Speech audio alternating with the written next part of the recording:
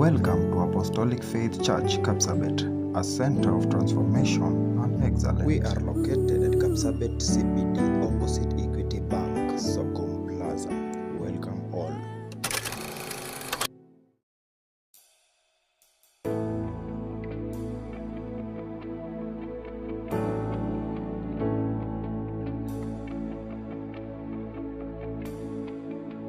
Bwana apewe sifa. Huyu sasa ndiye anaongoza. Huyu ndiye anaongoza praise and worship. Si vita ulikuwa upiganiwe, lakini umejiwekea tunga mwenyewe. Ukisema ni mama nani? Na mama nani yako hapo akuongoze kwa vita ukue na ushindi. Bwana apewe sifa. Mwenyewe unajifunga. Haleluya. Tuko pamoja. Mwenyewe unajifungia. Ulikuja hapa upate neno la Bwana. Wacha kuangalia hawa. Tuko na weakness mingi. Sisi ni wadhaifu. Hata ukipata ni nani anahubiri, jaribu tu kutega sikio lako, usikie neno Mungu anasema nini. Hata kama atatumia baba Denu anasema nini, hata kama atatumia nani, Mungu anasema nini. Wewe already unafunga, unaingia na unafunga mlango yako. Hata Mungu akitaka kukupigania kupitia praise and worship, hautapiganiwa kwa sababu already umejifungia mlango. Bwana apewe sifa. Already umejirokea, already umechukua kifungu na umetupa. Malango ingine ni masengenyo. Unajifungia malango.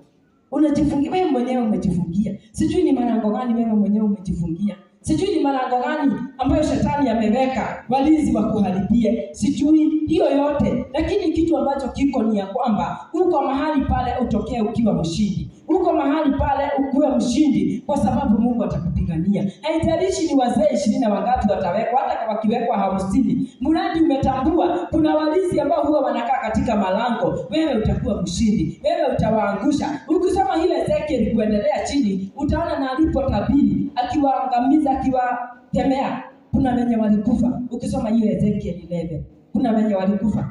Kwa hivyo majukumu yako siku ya leo ni usimame katika pengo. Ujiambie nitasimama na ile milango ambayo mimi mwenyewe ndiye nimejifungia. Kuna milango ambayo tunajifunga. Si twende tu tufanye tu practical. Tujiambie kifungu ya kanisa ikipotea siku kama hii na ikosekane, si tutafuta kona zote. Nani ashatupa kifungu? Ama mkafunga ndani usiku. Wenye wanafunganga nyumba zao na kafuri usiku wakilala, mkafunga, alafu asubuhi mkaamuka hamjui kwenye kifungu ilienda. Kuna watu kama hao.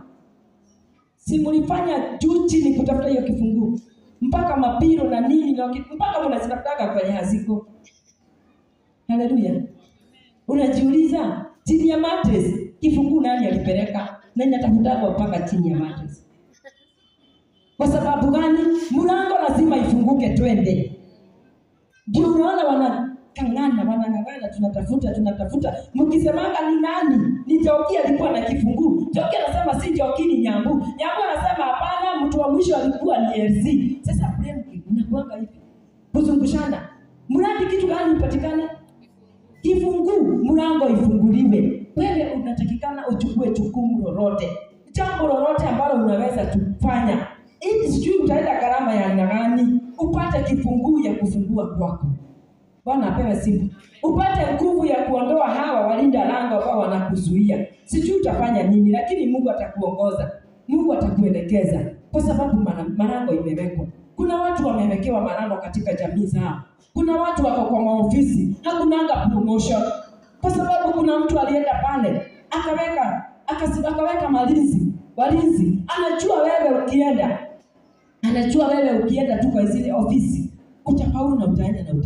Anakuwekea tu. Yaani hata ukijaribu kupromotiwa inakataa. Kuna wengine wamewekewa walinzi kwa biashara. Hata ukijaribu kuoperate na pesa mingi hauwezi. Kuna watu wanataka kuendelea mbele, lakini hata wakijaribu hawawezi. Kwa nini? Kuna walinzi walikuja wakazuia mahali pale. Na tuko na nguvu. Sisi tumeona kuna maandiko yenye tumesoma imetuonyesha vile ambavyo watu wa kulinda lango ni wengi, hivyo gatekeepers. Sisi tumewaona. Ama tumetoka kwa njia, ama tumetoka kwa dhimu. Bwana apewe sifa. Hao watu tujaribu kudeal nao. Tujaribu kudili na hawa watu ambao wanakaa katika lango. Tukiambia Bwana tusaidie, tuwezeshe, tusaidie, tusimamishe.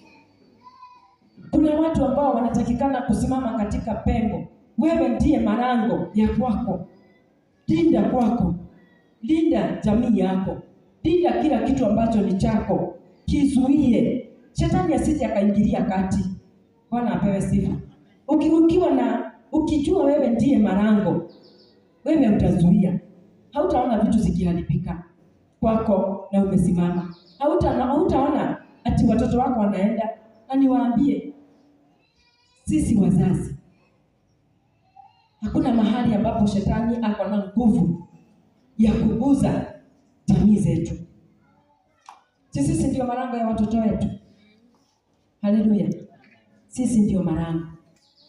Si watoto wetu tunawajua, sisi ndio. Si walizaliwa kutupitia. Sasa si mimi niko na malango ya Njoki na Nyambu na wengine. Bwana apewe sifa. Si mimi ninatakikana nisimame kwa malango mpaka nione watoto wangu wamefika kwa destiny yao. Mama Joseph, Bwana asifiwe. Haleluya.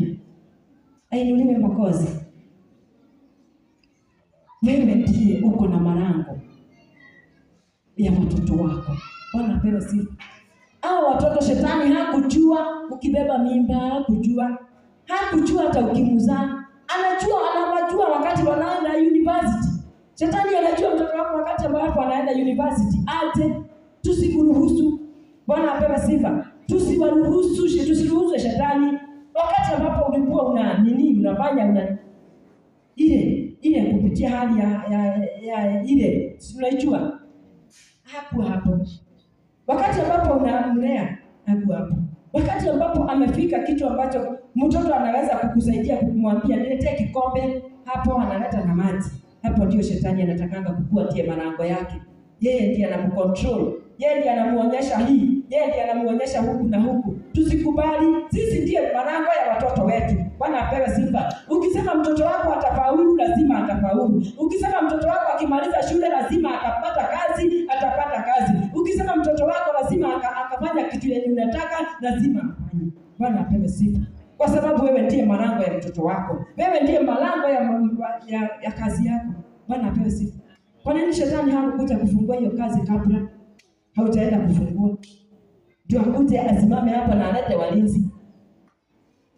Haleluya. Kabla hatujakuja hapa na hatujaweka ile geti pale. Kwa nini shetani hakukuja atengeneze kanisa kama hii na aweke geti hapo ndio akuje azuie watu kuingia kwa kanisa? Kuna mtu kwa Biblia anaitwa Didrofe. Akatia kitabu cha Yohana, sijui ni wapi. Lakini I think ni First John.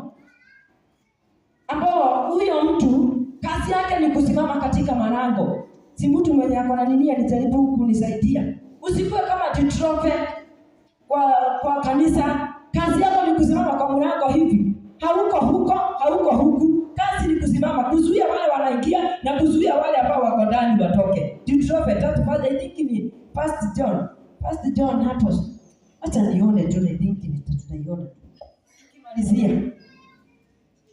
Andikia kanisa neno, lakini Didrofe apendaye kuwa wa kwanza kati yao hata kubali. Iko tu. Kwa hiyo nikija nitayakumbuka matendo yake atendayo, atoavyo upuzi juu yetu kwa maneno maovu, wala hatoshwi na hayo, ila yeye mwenyewe hawakubalishi hao ndugu na wale watakao kuwakaribisha, kuwazuia na kuwatoa katika kanisa. Hapa tunakwambia macho miaka. Kuna mwangaza hapa. Miaka, si ndio umepata? Hapa miaka. Anasema na wale watakao kuwakaribisha, kuwazuia na kuwatoa katika kanisa. Hiyo unaona kazi yake? Hebu tusome ni waraka wa Yohana 3:1-9 inasema hivi: naliandikia kanisa neno, lakini Dioterefe apendaye kuwa wa kwanza kati yao hatukubali. Kwa hiyo nikija nitayakumbuka matendo yake atendayo, atoavyo upuzi juu yetu kwa maneno maovu, wala hatoshwi na hayo, ila yeye mwenyewe huwa hawakaribishi hao ndugu, na wale watakao kuwakaribisha kuwazuia na kuwatoa katika kanisa. Nasoma vizuri. Sasa mnaona kazi ya huyu ni atoavyo upuzi. Kuna watu kwa kanisa kazi yao ni kutoa upuzi na wanakuja kulipwa. Hao ni gatekeepers wa kanisa. Hawa yani ako tu kwa kanisa, anazuia watu kuingia na anazuia watu, yani hataki watu waingie, na ikiwezekana anatoa hata wenye wako kwa kanisa na watu nje. Hivyo ni kusema namna gani tabia zetu zinaweza kuwa ni malango ya kuzuia kanisa la Bwana lisiendelee. Kuna watu wako na tabia mbaya, kuna watu wako na mambo ambayo sio mazuri. Hata ukisikia mtu unamwambia bila endanga kanisa la apostoli, nani akina nani wanaendanga, hiyo siwezi. Bwana apewe sifa, nitakuja kulipo kulingana na matendo yako. Usikuwe kizuizi tafadhali. Hii kanisa ni la Kristo. Usikuwe kizuizi cha kufanya kanisa la Bwana lisiendelee. Usikuwe kizuizi cha kufanya Mungu atukuzwe katika mji. Haleluya. Mungu atusaidie. Ni ombi la moyo wangu ya kwamba to deal na hao evil gatekeepers. Sisi tumewaona wako na wanakuzuia na wanataka usiende na wanataka ufike tu pale. Wanataka tu usiendelee mbali. Wanataka tu ukae tu hapo. Hata kanisa kama hata vile tumetengeneza kanisa mzuri hivi, inaonekana tu kila mahali ni mzuri. Shetani anataka tukae tu hapo. Tuonekanake kanisa ni mzuri, lakini hakuna utajiri katika kanisa. Hapana, hao gatekeeper wenye wamezuia utajiri wetu waondoke katika jina la Yesu. Hao ambao wanafanya tusionekane watu wa maana, waondoke katika jina la Yesu. Haleluya. To deal na hao watu ambao wanakaa katika malango. Linda lango lako. Lilinde usiku na hata na mchana. Lizuie. Bwana apewe sifa. Tukakuwa tukikuja na watu wengine na wadada wengine. Wanasema hata kama utarongo ukiwa lango, usitoke kwa lango kukimbiza mbio. Ukitoka wengine watakuja. Bwana apewe sifa. Kwa hivyo usikipezane, wewe remain katika lango lako. Simama katika lango. Usitoke katika lango lako. Usijaribu kutoka. Bwana apewe sifa. Hata kama utagongwa na mawe, hata kama utaona watu wenye wako na bunduki wanakuja, wewe simama katika lango lako. Useme hata kama mtanizuia lazima mimi nitaomba. Hata kama mtanizuia lazima mimi nitasoma neno. Hata kama mtanizuia lazima nitatajirika. Hata kama mtanizuia lazima nitapata mume wangu. Hata kama mtanizuia lazima nitapata mke wangu. Bwana apewe sifa. Haleluya. Si Mungu uzima ambariki. Amen. Amtende mema. Na deal na hao gatekeepers. Deal nao vizuri. Na kwa nguvu na kwa uwezo wa Bwana atatusaidia kuondoa hao gatekeepers. Mbarikiwe sana.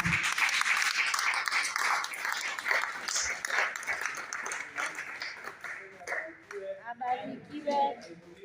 Ainuliwe. Amen.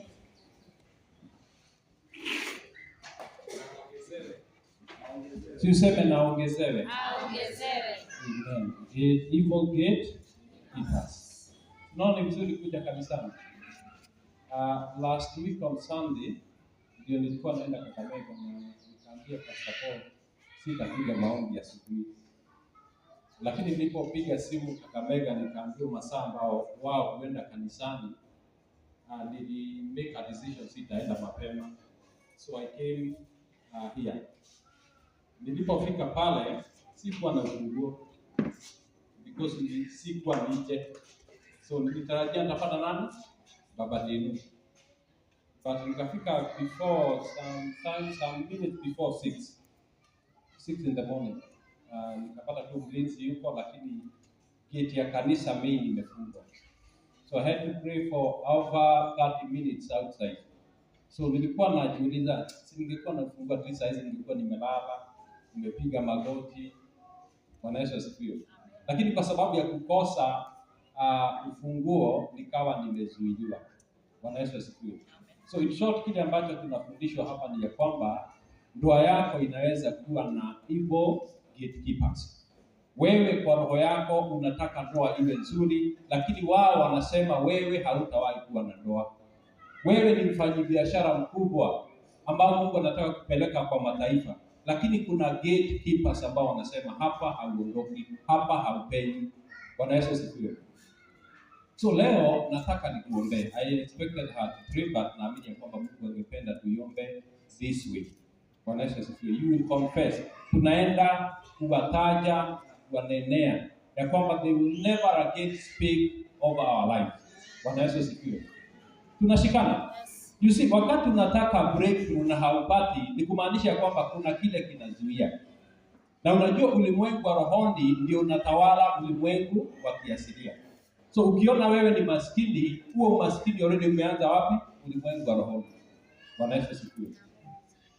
Gate ndio, you see, hii gate, ile pesa yenye uko nayo kwa vibeti na nini zimeingia through that gate. Bwana Yesu asifiwe.